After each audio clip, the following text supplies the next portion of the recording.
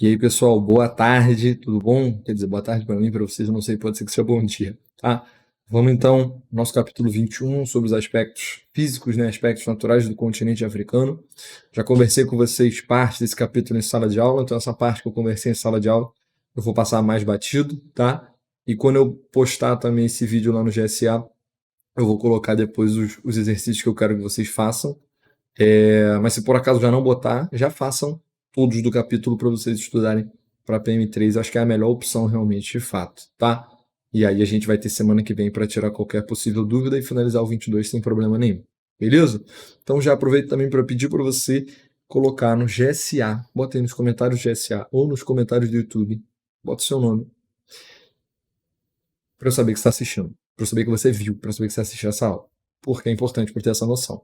E depois que você terminar de assistir essa aula, eu quero que você coloque também, né, um, um tipo de clima que a gente encontra no continente africano e a gente também encontra no Brasil.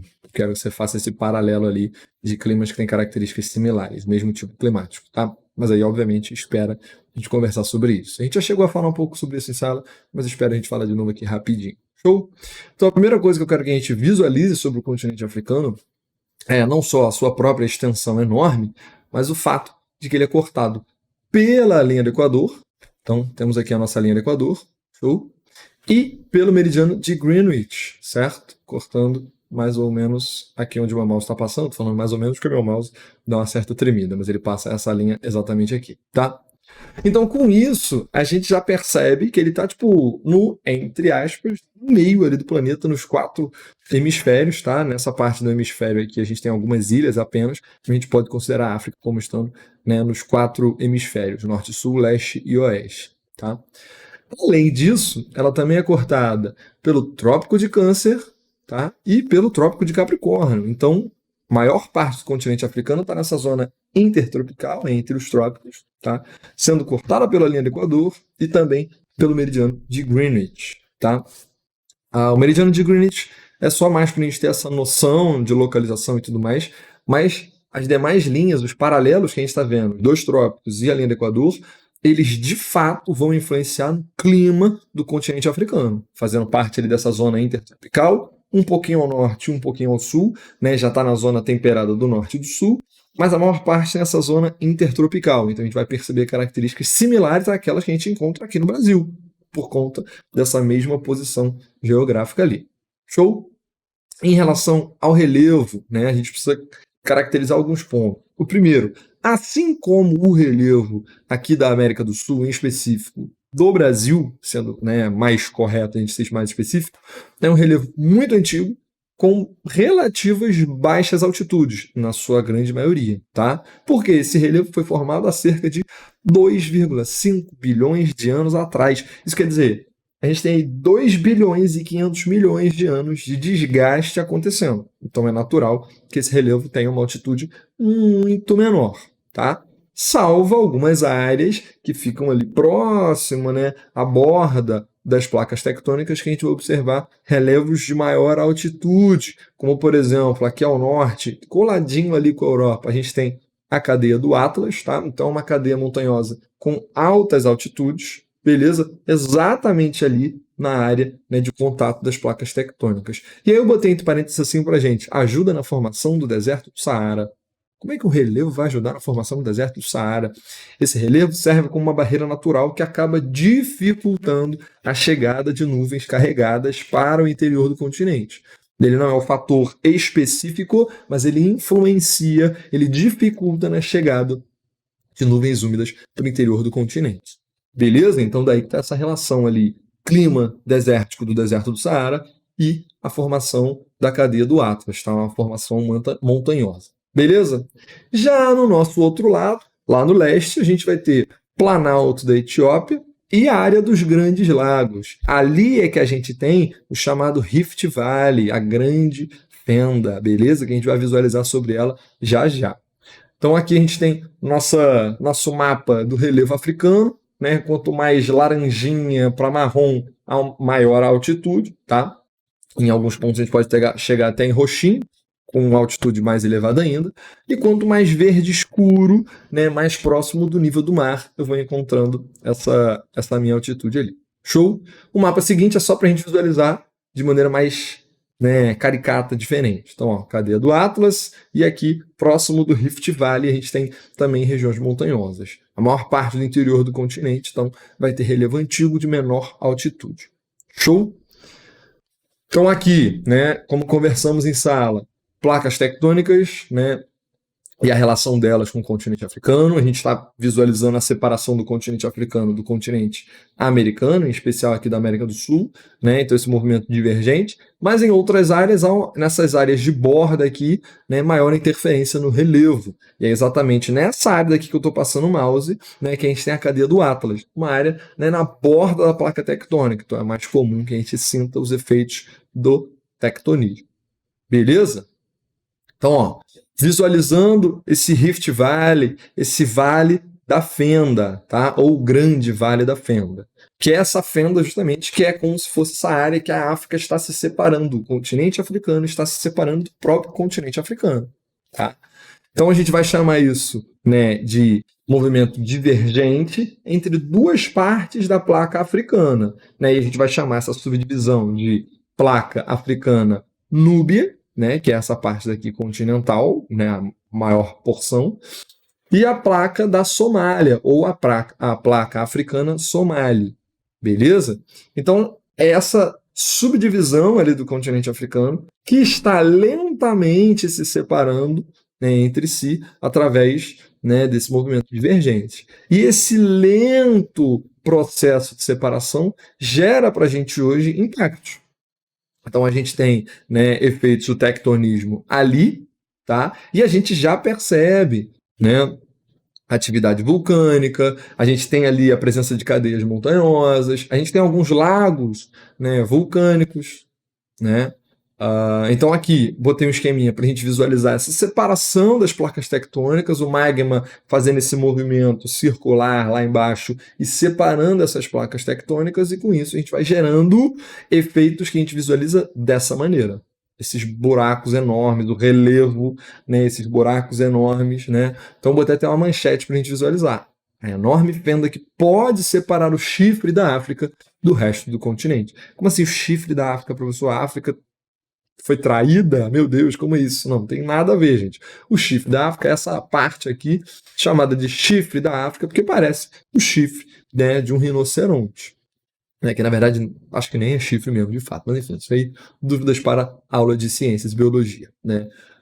Mas eu queria que a gente visualizasse, então, essa daqui é a área do chifre africano, chamado chifre africano. Parece, de fato, aquela parte ali da frente do rinoceronte, show? Então é essa parte exatamente que está se separando, mas a gente vai morrer e não vai ver isso, tá? Lembra, a gente tem um tempo histórico e um tempo geológico. Esse processo ele acontece no tempo geológico, então a gente vai nascer, quando a gente nasceu, eu, vocês, que nascemos em épocas diferentes, quando a gente nasceu, estava de um jeito. Quando a gente morrer, todos nós, vai estar de um jeito praticamente igual ao nosso ver, tá? A nível continental está praticamente igual. Daqui a alguns poucos milhões de anos a gente vai ver de fato impactos maiores, mas não estaremos aqui, né? Bom, então Rift Valley, relevo africano. Show? Vamos visualizar então aqui agora a relação de clima e vegetação. Já falamos sobre os tipos climáticos aí em sala de aula, mas eu vou voltar aqui de maneira bem breve, tá? Então, a gente tem uma grande diversidade climática e, consequentemente, uma grande diversidade vegetativa no continente africano. Eu quero que vocês deem um pause aqui agora e observem, né? À direita, a gente tem o nosso mapa de vegetações e à esquerda, a gente tem o nosso mapa de climas. Percebam como eles são parecidíssimos, porque a vegetação ela é influenciada diretamente pelo clima. Né? Então, se eu estou num clima mais úmido, mais quente, eu tenho uma vegetação mais desenvolvida. Se eu estou num clima muito mais frio, muito mais seco, minha vegetação ela vai ser muito menos desenvolvida. Se eu estou num clima quente e seco, eu tenho uma vegetação que vai sofrer com esse calor e que vai sofrer com a falta de chuva. Então, os climas vão gerar vegetações, tipos de vegetação diferentes. E eles estão sempre conectados, eles vêm sempre de mãozinhas dadas uma com a outra. Tá? Então, percebe aqui, ó. Clima desértico em amarelo escuro, e aqui no nosso outro mapa a gente percebe, né, a vegetação desértica aqui em laranja. Nesse meio aqui, ó, Aí tá essa cor aqui que parece um ocre, meio um marrom claro com laranja, alguma coisa assim. Marrom claro não, marrom escuro com laranja, alguma coisa, enfim. Clima equatorial. E quando a gente vê aqui ó, em vermelho, floresta equatorial, essa mesma faixa, né, que por sinal é a faixa, né, equatorial, próxima à linha do Equador. Então a gente vai perceber a floresta do Congo ali, que é uma floresta muito parecida com a floresta amazônica em termos de características de vegetação, de clima. Né? Então percebam como um está conectado com o outro. Né? Então vem aqui, ó, amarelinho claro, clima semiárido, que aqui está em rosa, ó, porque é a vegetação de savana, aquela que a gente vê no filme do Rei Leão, tá? Aquela que é parecida com que a gente tem aqui no Cerrado brasileiro, né? Então temos similaridades, tá? A gente vai perceber aqui, ó, vegetação de altitude em alguns pontos, ó, que a gente viu que tem uma altitude mais elevada. Então percebam como o relevo e o clima estão conectados com a presença desses diversos tipos de vegetação. Show? Então, ó, lembrando, o nosso climograma ele vai mostrar para a gente duas coisas, tá? A barrinha vai mostrar para a gente a quantidade de chuva dividido por cada mês e a nossa linha vai mostrar a temperatura média de cada mês, tá? Se essa linha variar muito, uma elevada amplitude térmica. Se ela variar pouco, que nem essa daí, ela tem uma baixa amplitude térmica. Então, típico de clima equatorial. O clima equatorial é calor o ano inteiro e chove o ano inteiro. Então, a gente está vendo aí meses com bastante chuva e uma linha de variação de temperatura muito pequena. Né? A variação, aliás, é muito pequena. A linha é normal, mas a variação ela é muito pequena. Então, ó, clima presente em boa parte da África Central, alta pluviosidade, presença de florestas pluviais similares à floresta amazônica. Botei o exemplo aí pra gente, uma floresta em Uganda, tá? O nome dela é Floresta Impenetrável Bwindi. Tá? Então depois se vocês quiserem jogar no Google e ver mais. Floresta do Congo também é uma floresta de clima equatorial, uma floresta equatorial. Beleza? Seguindo, nosso clima tropical continental, se a gente quiser ser mais específico, mas a gente não precisa entrar nesse nível de detalhe, tá? Então, ó, ocupa mais ou menos metade do território africano.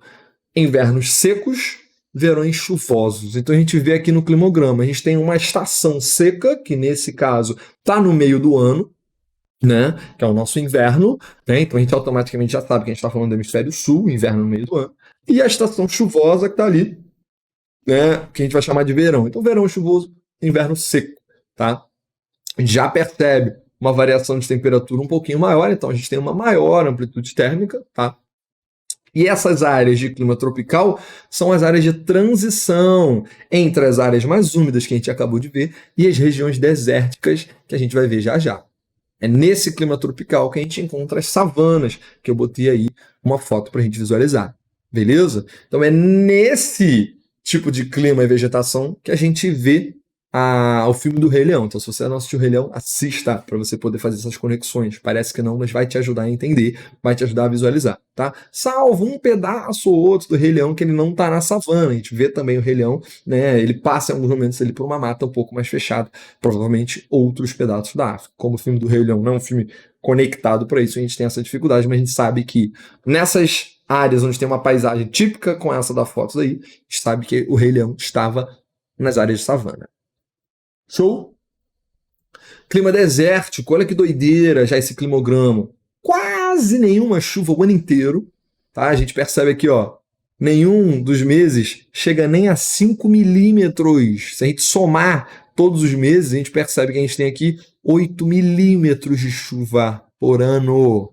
8 milímetros. Se a gente voltar aqui, ó, em outros meses, em outros climas, a gente tem aqui, ó, 1.240 milímetros por ano no clima tropical, que tem uma estação seca, tá? E 1.747 milímetros. Então chove mais de 1.700 milímetros só de diferença entre o clima equatorial, que é úmido, e o clima desértico, que é bastante seco. Percebemos aí também uma variação muito grande de temperatura, uma alta amplitude térmica, porque durante o dia é muito calor, durante a noite faz muito frio, tá? Então, ó, botei ele pra gente, encontrados ao norte e ao sul do continente africano, tá? Botei exemplos pra gente, deserto da Namíbia, do Kalahari, do Saara, tá? Formação associada às áreas de alta pressão na região dos trópicos de Capricórnio e Câncer, além de correntes marítimas frias. Vou explicar para vocês o que é isso, tá? Temos uma elevada amplitude térmica, essa variação é muito grande, beleza? Como é que é essa vegetação? Ela é escassa, pouco desenvolvida, porque ela está numa condição péssima, principalmente pela falta de chuva, tá? E aí vamos lá, por que está faltando chuva? A gente tem ali dois principais fatores, tá?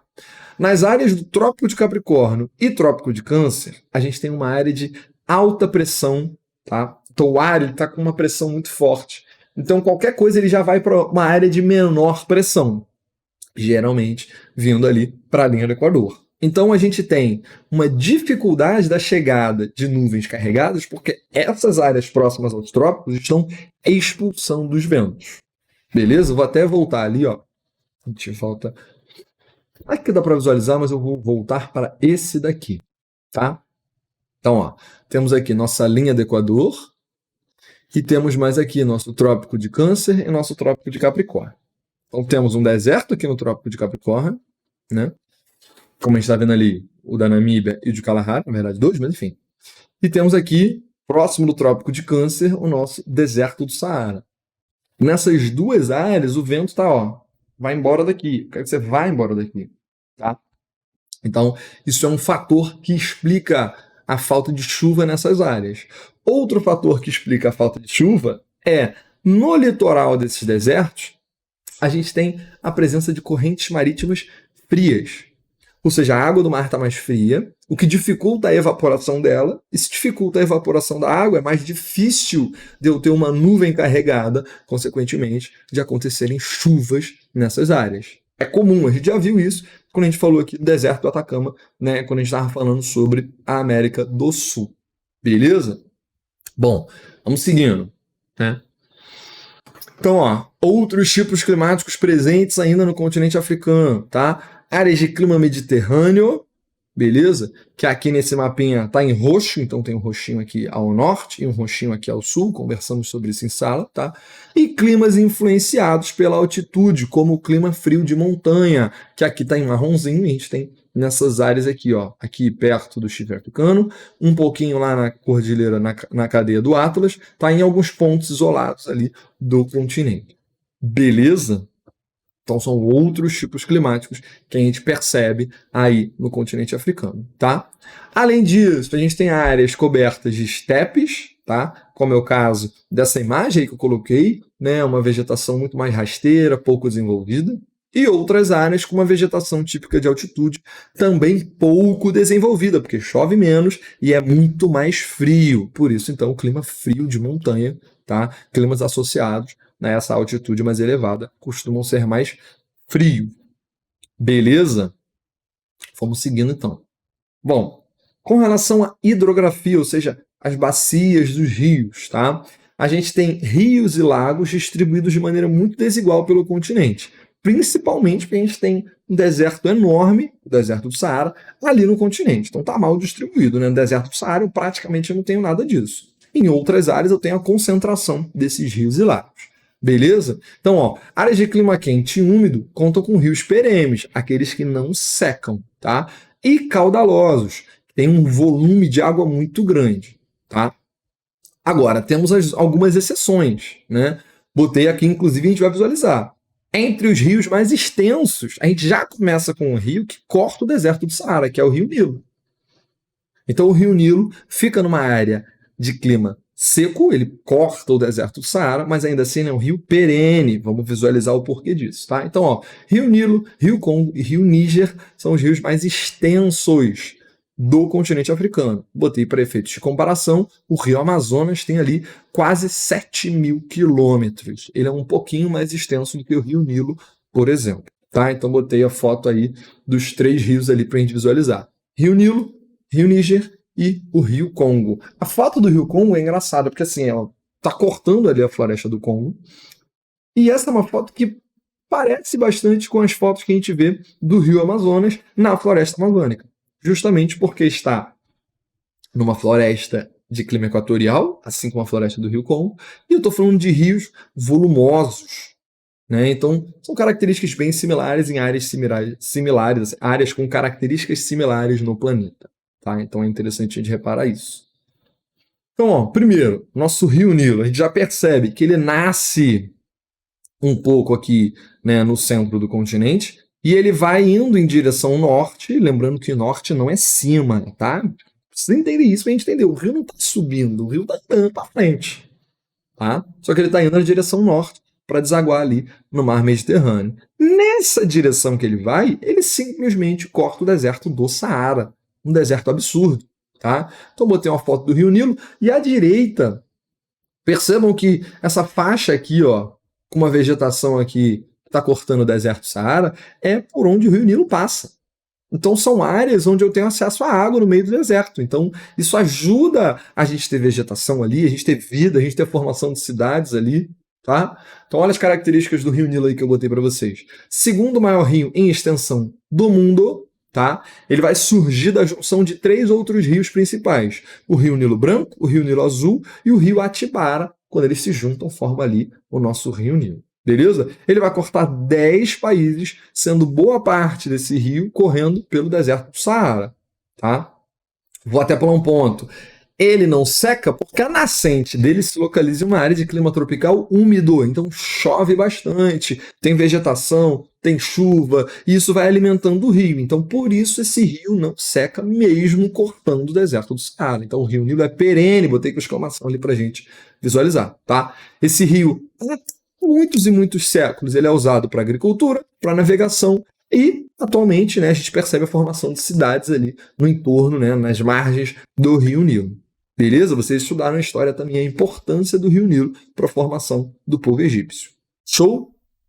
Seguindo, o rio Congo, né, que tem características muito similares ao rio Amazonas e que também corta uma floresta, né, equatorial. Então, ó, segundo maior rio africano em extensão, e é o maior em volume de água, maior do mundo.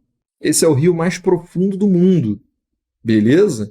Então, assim, a gente não está falando de qualquer voluminho de água, né? O riachinho que corta ali, né, a rua atrás de onde você mora, não. Estou falando de um rio muito volumoso, de enorme importância para grande parte da população que vive ali próximo a essa bacia hidrográfica. Show? Então, ó, percorre a área de floresta pluvial, favorecendo seu grande volume de água, porque eu tenho muita chuva, alta pluviosidade. Tá?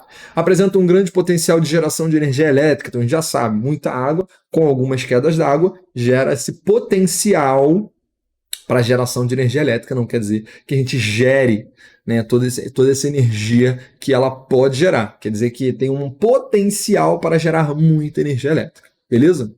Grande parte do rio percorre áreas com baixo desnível altimétrico, o que favorece a navegação. Então, nas áreas onde eu tenho desnível, eu posso gerar energia elétrica. Nas áreas onde eu não tenho desnível, eu possibilito a navegação, como a gente está vendo aí. Então, uma navegação bem simples, mas uma navegação, né, no rio Congo. Eu posso, dado o volume, dado a largura desse rio, colocar embarcações bem maiores. Eu botei uma embarcação, né, muito mais assim rústica, de uma população muito mais carente, só para a gente visualizar.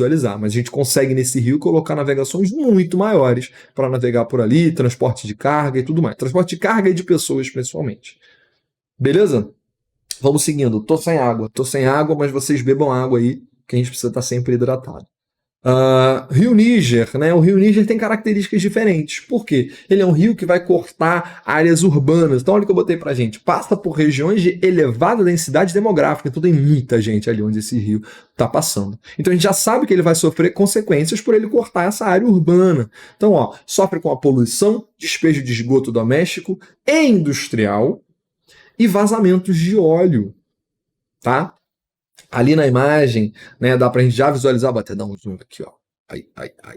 Dei zoom, vem pra cá. Então, ó, já dá pra ver ali na direita alguns lixos sendo despejados ali, né? Aqui a gente tem uma embarcação com algumas pessoas pescando. Lá no fundo a gente vê as cidades, a cidade, né? Toda essa área urbana ali atrás. Então a gente percebe que ele vai sofrer ali, né? Não, volta. Que ele vai sofrer ali, né? Com a mesma o mesmo impacto que rios que cortam áreas urbanas de elevada densidade vão sofrer. Então, poluição, despejo de esgoto doméstico e industrial e vazamentos de óleo, tá? Ainda assim, ele possibilita a pesca e a agropecuária, né, para a galera que mora nas margens desse rio, principalmente se a gente considerar a área que ele corta ali no Sahel, que a gente já conversou em sala de aula, que é uma área muito pobre, é uma área de transição ali né, do clima desértico para as savanas, então é uma área pobre que depende bastante desse rio para sobreviver. Show? Além disso, vamos falar aqui rapidinho de alguns lagos que a gente tem no continente africano. Então, ponto 1, lagos tectônicos como o lago Nyassa, o Tanganika e o lago Vitória, que é um dos lagos que vai dar origem ao rio Nilo Branco, que depois vai virar o rio Nilo. Então, botei ele pra gente ao lado, uma foto do lago Nyassa, né? Uma foto maravilhosa, né? Uma área de atração turística por conta das suas belezas naturais. Olha que maravilha esse lago, deve ser maravilhoso mergulhar ali, né? Espero que a gente possa algum dia mergulhar ali numa viagem que a gente faz. Bom, temos ainda também o lago Nasser, que é um lago artificial que fica ali entre o Sudão e o Egito, tá? E ele foi construído com as águas do rio Nilo. Para quê? Com a finalidade de eu gerar energia elétrica, irrigar áreas de agricultura e possibilitar a pesca. Então tá ali também a fotinho do lago Nasser. Beleza? Falei de maneira bem breve ali das nossas né, características físicas, mas esse é um capítulo muito tranquilo, por isso que eu acho que é tranquilo da gente gravar e vocês reassistirem, dá para botar devagarzinho, dá para acelerar, enfim, vocês conseguem assistir com calma.